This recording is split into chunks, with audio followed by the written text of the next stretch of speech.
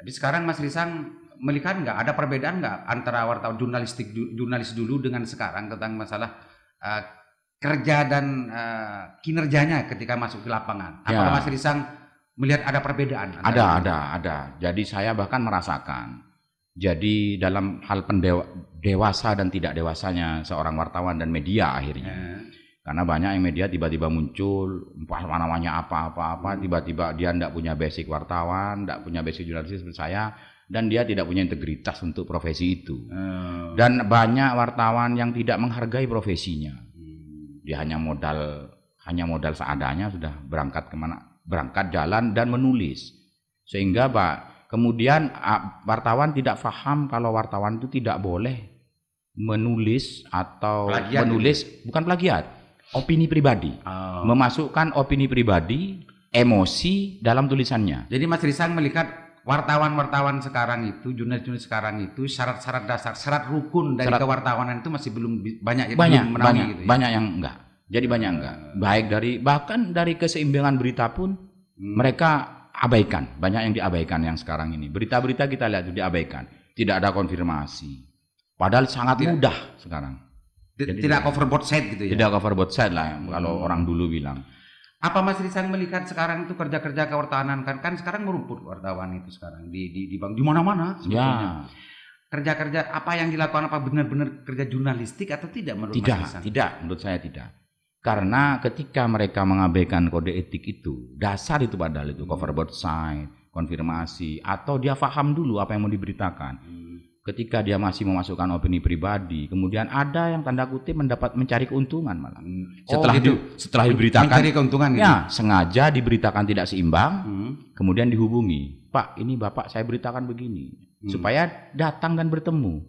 Dan itu ada embel-embel lain, sudahlah, itu yang terjadi. Oh begitu sekarang? Oh iya, banyak. Saya tidak ngomong tidak semua loh ya.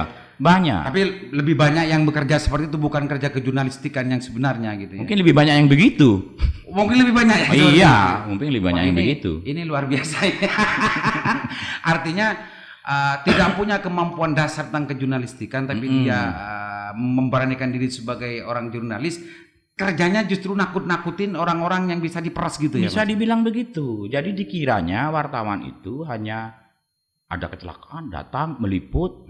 Tulis gitu, itu kan yang sederhana. Saya dulu tidak mau berita-berita news gitu. Apa cangkeman saya tidak mau, komentar-komentar saya tidak mau. Kemudian berita seremonial saya tidak mau dulu. Itu berita apa itu? Hanya informasi, hanya berita, bukan karya jurnalis. Bukan karya jurnalis. Ketika ada data sedikit, mereka seolah-olah sudah menguasai banyak. Padahal yang mereka kuasai itu hanya seujung jari. Tapi mereka seolah-olah banyak. Dan konyolnya banyak narasumber yang juga tidak tahu dan tergiring. Dan tergiring akhirnya ke opini yang ingin dibangun oleh wartawan. Jadi akhirnya apa? Chaos. Situasi ini gawat, seolah-olah gawat. Berarti apa opini itu muncul ke masyarakat, ada banyak peran dari wartawan yang tidak mempunyai kapasitas kewartawanan yang justru membuat masyarakat banyak resah gitu ya Mas? Iya. Makanya wartawan ini bikin resah.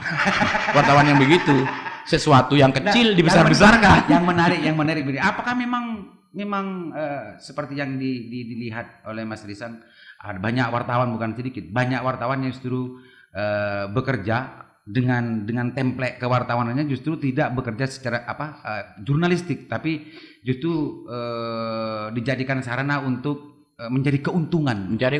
Mereka seolah-olah bisa menjatuhkan orang. Kamu kalau enggak tak tulis. Kalau itu kan wartawannya. Ya. Apa itu tidak ada kaitannya relasi dengan narasumbernya juga tidak dewasa. Kenapa? Dengan PT, dengan apa perusahaan media? Oh iya. Itu ada relasi. Ada. Jadi begini, seolah-olah wartawan itu kebal hukum karena wartawan yang hanya pengetahuannya sedikit merasa bahwa kalau salah kan bisa jawab. Oh, enggak seperti itu. Hak jawab itu hak. Hak itu ini hukum. Hak itu bisa digunakan, bisa tidak. Jadi jangan salah, jangan berlindung di MOU antara Mabes Polri dengan Dewan Pers. Tahun berapa sudah itu bahwa harus digunakan jawab. Tunggu dulu. Jadi media yang bisa menyiarkan dan memberitakan baik bentuk cetak maupun siaran itu harus berupa badan usaha yang berbadan hukum. Iya, iya, Kita iya. buka dulu undang-undang badan hukum. Dalam bidang penyiaran itu ada 3. Nah, Ada PT. Kalau masalah itu, Mas Ihsan. Tapi yang lebih menarik untuk dipahami oleh masyarakat dan diketahui oleh masyarakat, banyak wartawan justru kerjanya nakut-nakuti orang gitu. Nah, itu saya beberapa kali berusaha mendidik narasumber. Narasumber bahwa satu, jangan takut pada wartawan. Kedua, ketika ada yang berita tidak benar, orang yang diberitakan itu jangan takut mensomasi.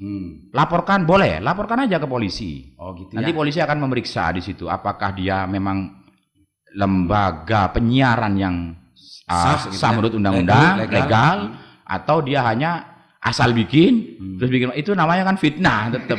Cuman menggunakan lembaga alat gitu loh. Jadi kesimpulannya Mas Ihsan bahwa wartawan dulu dengan kewartawan, jurnalis dulu dengan jurnalis sekarang sangat berbeda gitu. Jangan berbeda. Audio Jungle.